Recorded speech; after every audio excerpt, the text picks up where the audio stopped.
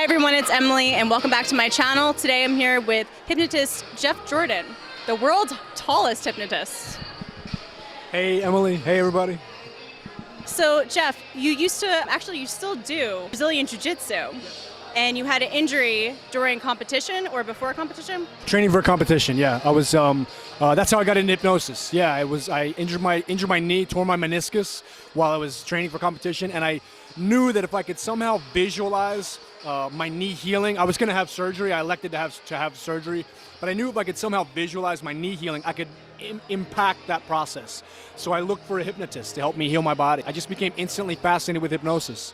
Yeah, it was just like instantly just thought, wow, there's something to this, right? And started learning and training and getting certified in all kinds of different hypnosis and techniques. Started helping people, helping people lose weight, quit smoking, get over fears and phobias, that sort of thing. Yeah, that's how I got into it, yeah.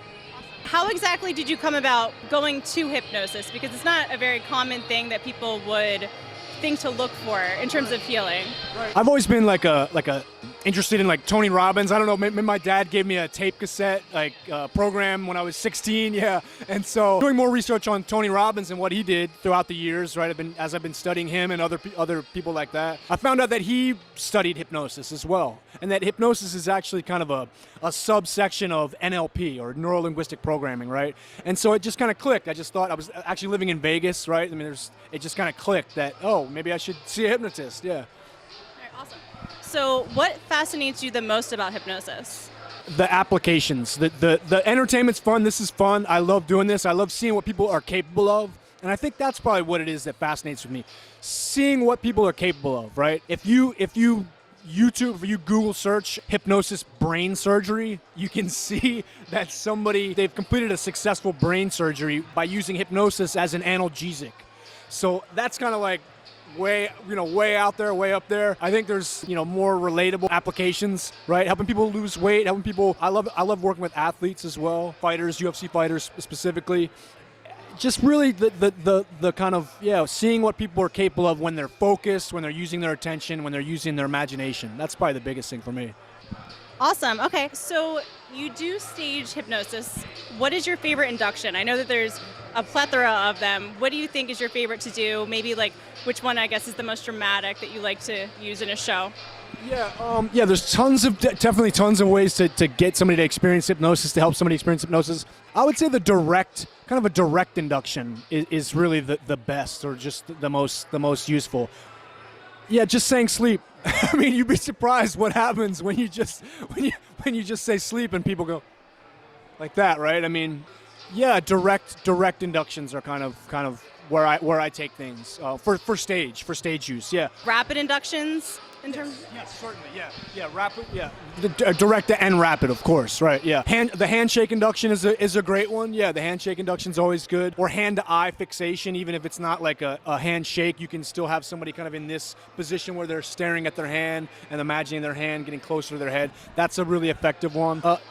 Butterfly induction, I don't do that personally, but yeah, that's really popular. What's surprisingly what is really effective but not great for stage is a progressive muscle relaxation. That's almost like a surefire way to get somebody to physically relax, right? And experience a hypnosis in that way. It's not great for stage, right? It's kind of boring, yeah, but I use that with athletes and with my fighter clients just to help them relax.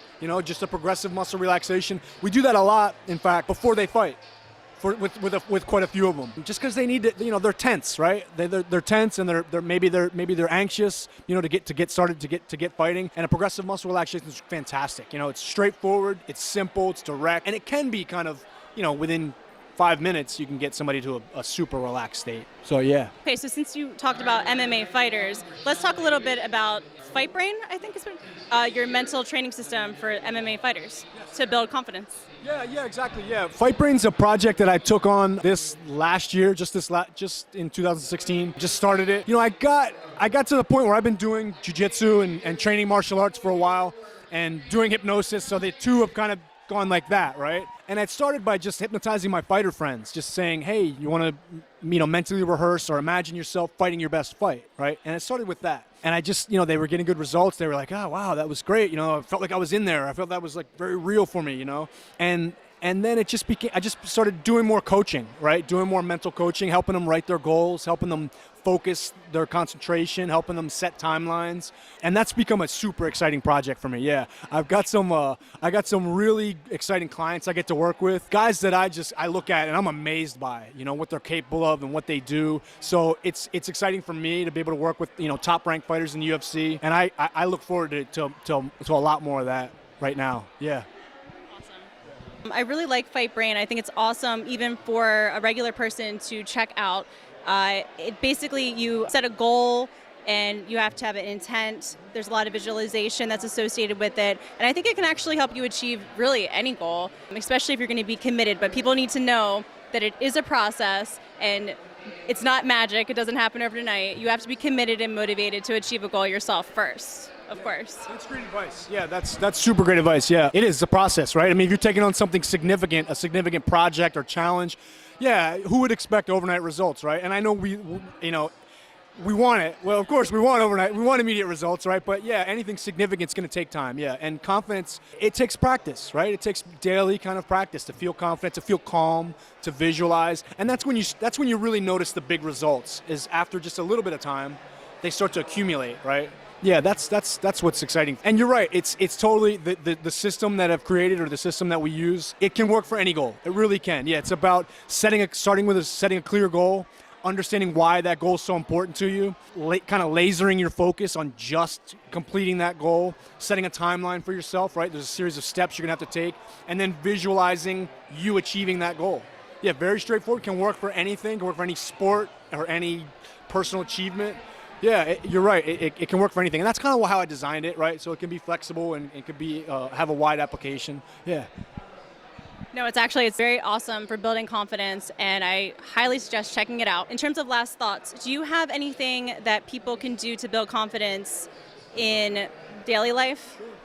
Sure, yeah. I have some free videos on the Fight Brain website, and then they're all on YouTube. They're all on the Fight Brain YouTube channel. One of them is geared specifically to help people build confidence, and it takes, I think, it's under 8 minutes. I think it might be like 6 minutes. So, but I can tell you right now the process, right? Because I want to give you something to take away, right? The best kind of way that I know, or the most effective, fastest way that I know to help somebody feel confident is have somebody remember a time when they felt confident, right?